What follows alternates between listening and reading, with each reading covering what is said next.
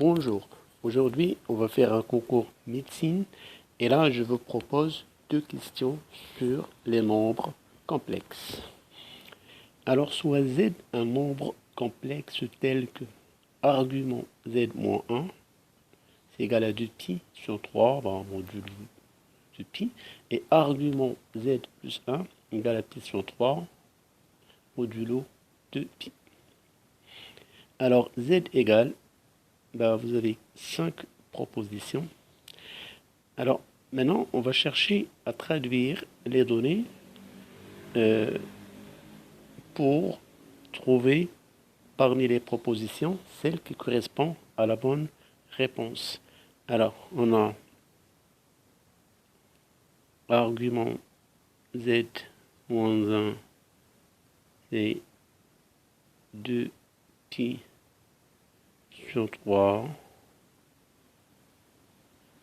et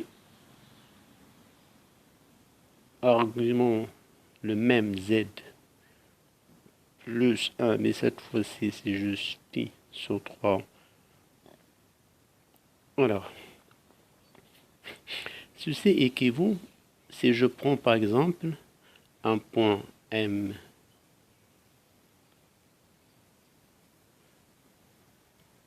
d'affixe Z et là je prends un point A d'affixe 1 et un point B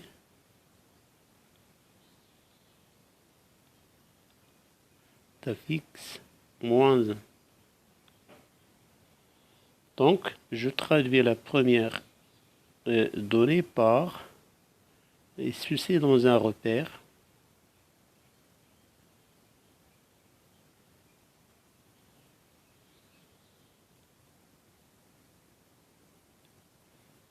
O, V. Donc, la première donnée, je la traduis comme suite, argument Z-1 équivaut que U, A, M,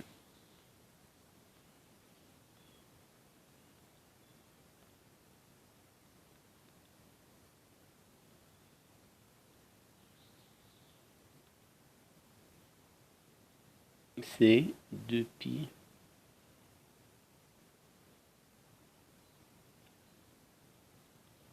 et pour la deuxième donnée, Z plus 1, U, BM, c'est pi sur 3 modulo. Et ceci est dans un repère orthonormal ou bien orthonormé OUV. Cela veut dire quoi? Si je prends le repère, je place le point A d'affixe 1, le point B d'affixe moins 1, et bien maintenant on va chercher une position du point M. U, lui c'est le vecteur U.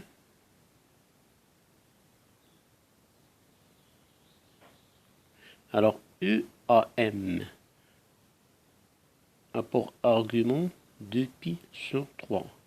Donc je prends ça c'est pi sur 3 et donc 2π sur 3 c'est approximativement, donc là j'ai 2π et le point M il est quelque part sur cette demi-droite. Je fais la même chose pour UBM.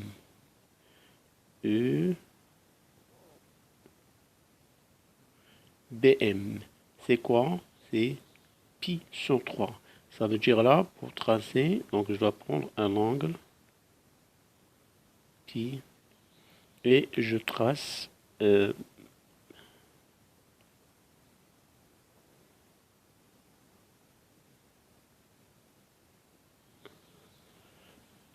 Alors là, j'ai 2 pi sur 3, ce qui fait ici, j'ai pi sur 3 et là pi sur 3. Donc, on est en présence d'un triangle équilatéral. Donc, forcément, le point M, elle est située sur l'axe imaginaire. Maintenant, il se fait de, ça veut dire le point M a une affixe Z égale à alpha I, imaginaire pur. Et donc là, parmi les propositions, donc on rejette celle-là, on rejette celle-là, elle est négative, on rejette celle-là, elle est négative.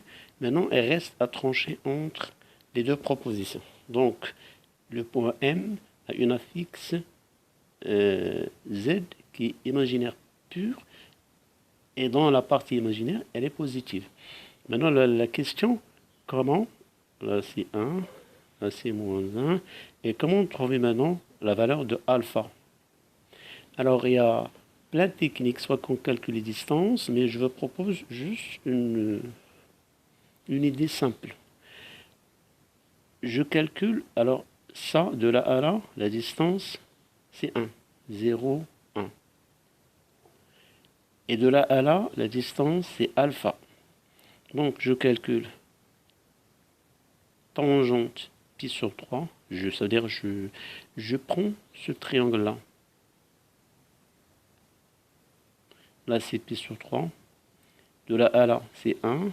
Et de là à là, c'est alpha. Alpha que j'ai posé là. Donc, tangente alpha, plutôt tangente pi sur 3.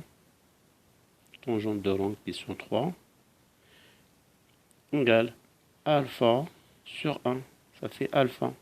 On sait que tangente pi sur 3, sin pi sur 3 sur cos pi sur 3 égale sin pi sur 3, ça fait racine carrée 3 sur 2. Cos pi sur 3, ça fait 1 demi. Ceci égale alpha. Je simplifie de 2, ce qu'implique alpha égale à racine carrée 3. Et donc, z égale à i, racine carrée 3. Et on va cocher la bonne réponse. Pour la deuxième question, z égale à 1 plus i exponentielle i θ sur 2.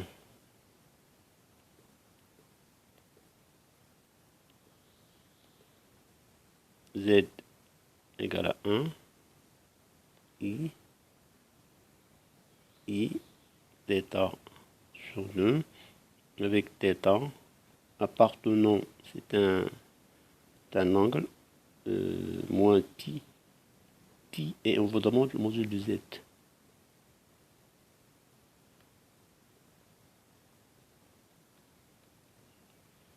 Alors, pour avoir le module de z, il suffit d'abord de se débarrasser de i. Il faut d'abord commencer par 1 plus c exponentielle i pi sur 2 exponentielle i θ égale à 1 plus, j'utilise les règles de puissance, i θ plus pi.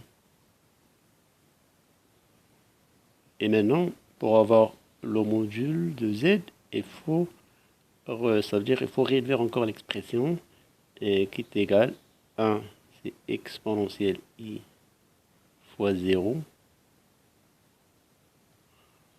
plus exponentielle i θ plus pi sur 2. Alors là, faites attention, il faut juste revoir une vidéo là où j'ai fait plein d'exercices sur des situations comme celle-ci. Alors là, il faut factoriser par ce qu'on appelle le demi-angle des deux exponentielles.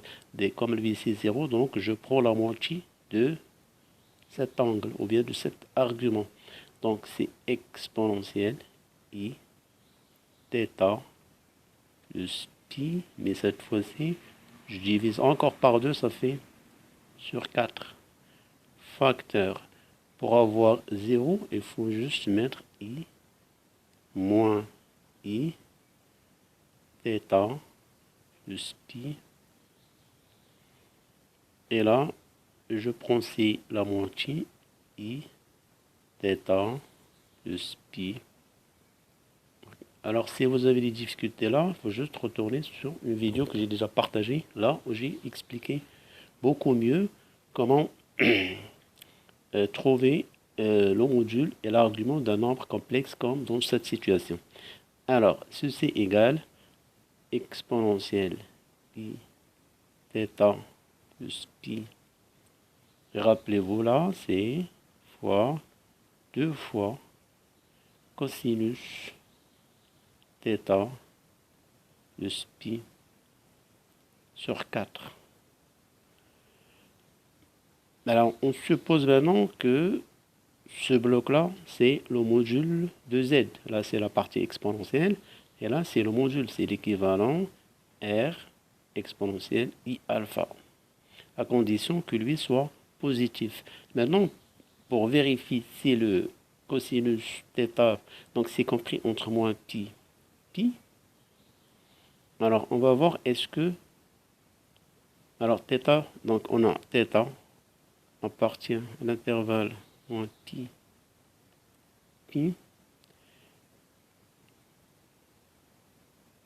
donc je prends un encadrement mieux comme ça, moins pi, j'ajoute pi, et là j'aurai θ plus pi strictement là, 0 de pi, après je divise par 4, 0 divisé par 4 ça fait 0, θ plus pi strictement inférieur à pi sur 2. Ça veut dire l'angle, c'est compris entre 0 sur le cercle trigonométrique, 0 pi demi. Et sur cet arc, le cosinus, il est toujours positif. Donc, cos θ plus pi sur 4 est positif. Et par conséquent, le module, c'est 2 cos θ plus pi sur 4. Maintenant, je vais cocher la bonne réponse. Voilà pour ce petit QCM. J'espère que vous l'avez bien compris. Bon courage et